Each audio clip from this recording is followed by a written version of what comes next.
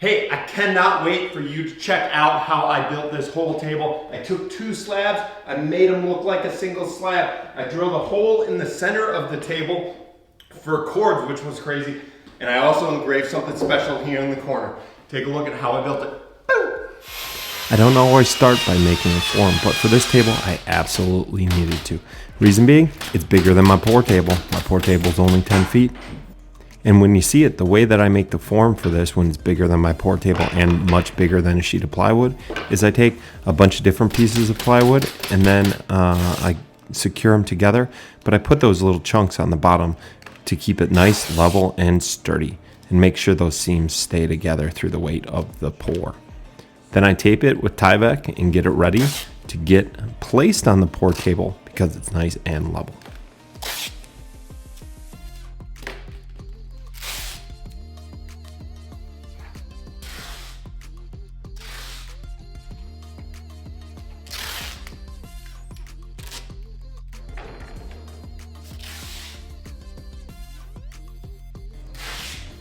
Once I finish up with this Tyvek tape that allows the epoxy to not stick to it, I've got to prep the slabs. Prepping the slabs is always interesting because I've got to remove the bark.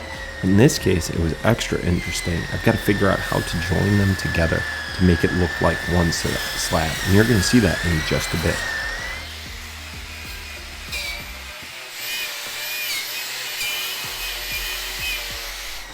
This is always one of the absolute messiest parts of the projects that I work with. Getting this bark out of all the gaps and crevices is really tough.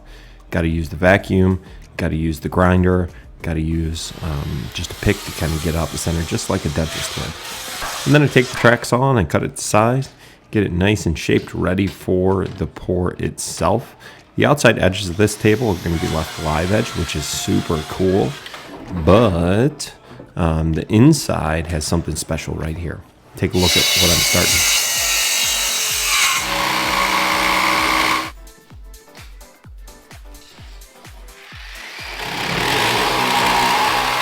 So as you can see, I started trimming it with the track saw down the center, and then I've got the jigsaw here. And what I'm doing is I'm trying to contour the 2 edges together along the grain lines. I run the jigsaw up and down the seam line that I'm going to create. I use some clamps to snug them up together as I'm cutting with the jigsaw. This allows that seam line to match from one side to the other. It's a nice clear seam and it looks a little bit like live edge work into a single slab. To break out the domino here, to put domino loose tenons in to make sure that gap is nice and smooth and snug prior to the pour table. Lots of glue here. I don't want to mess this up. I don't want it to split over time. So I know the epoxy is going to hold it once I pour it. However, I definitely just want to make extra certain that that seam line is not going to come apart. And it allows me to kind of put some glue in it. Also rub some of the sawdust from cutting it in there to make sure that it's nice and hidden and impossible to see. You'll see how it turns out at the end of this project, so stay tuned at the final pictures.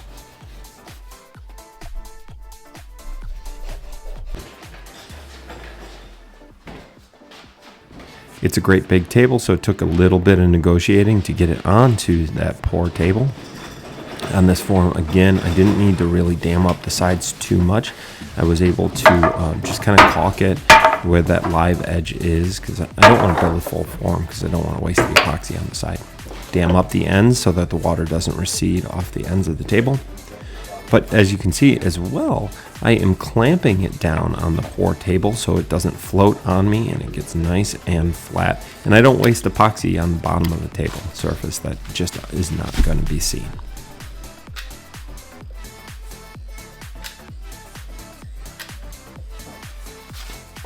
I'm caulking all the edges and caulking the end for the dam on the side, the board that holds in all of the epoxy as we go to pour it.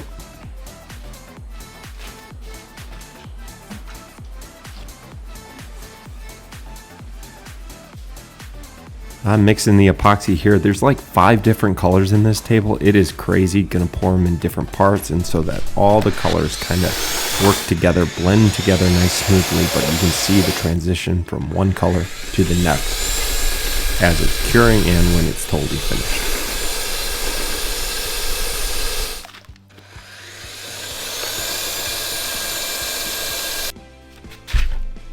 I use the vacuum chambers again, and this is to ensure that there's not any bubbles whatsoever in the epoxy. This is simply a safety measure as I pour it. I don't have to do it, but it's a nice add-on. You'll notice I mixed a bit of silver, there's some green, some turquoise, there's some blue, and there's a deep purple as well at one end. Because this was a super specific pour, I kind of started in the middle of the table, standing on the table because it was so big. It took up most of my pour room as well.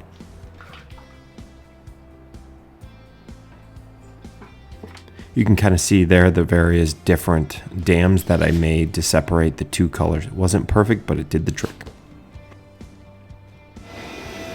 Now, if you look very carefully at my TOT sled, I have mounted my Jessam router spindle on it with the variable controller on it as well, and it works perfectly.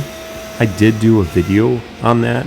If you want to see how I mounted it and secured it nice and perfectly, this thing is actually the best router sled combination that I've had.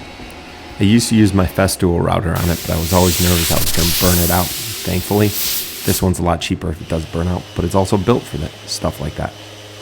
I start by rough sanding to 40 grit on the edges as well after I pull it off the pour table.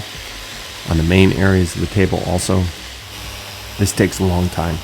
This is labor intensive.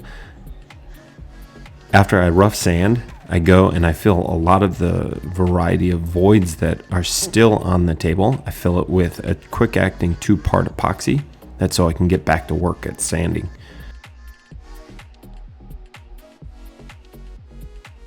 This is a part of the process that's absolutely crucial to do. Otherwise there would be a bunch of little divots and voids in the table. After I sand that off, I take this all the way to 220, and that allows the epoxy to be relatively transparent, really smooth, really clear. Use a bunch of different sanders to get that job done. And what you're not going to see in the video is me filling some voids in the table with just general old-fashioned wood filler, because not every spot ends up getting filled in with that epoxy. But I do use 2 sanders here. Speeds up the process, ensures a perfect fit. This is a scary part. I'm going to drill a hole straight through the center of the table. Why a hole? Well, the customer's going to use it for presentations at their place of business. It ends up being a conference table in this particular case.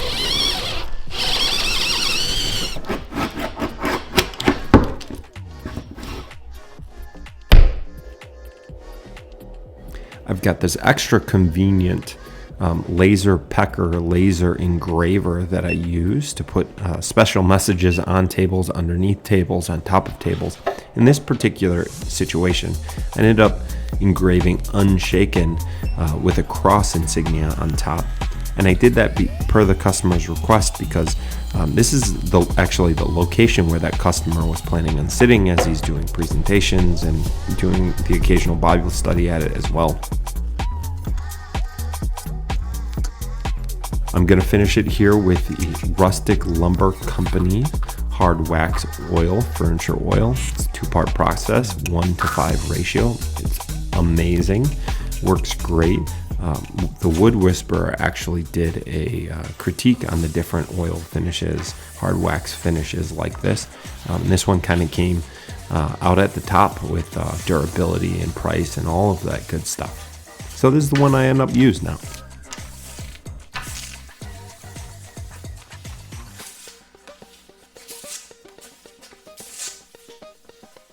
This is the part of the process that I get to see what it truly will look like when it's all said and done. I get very excited for this, to see this at every single piece.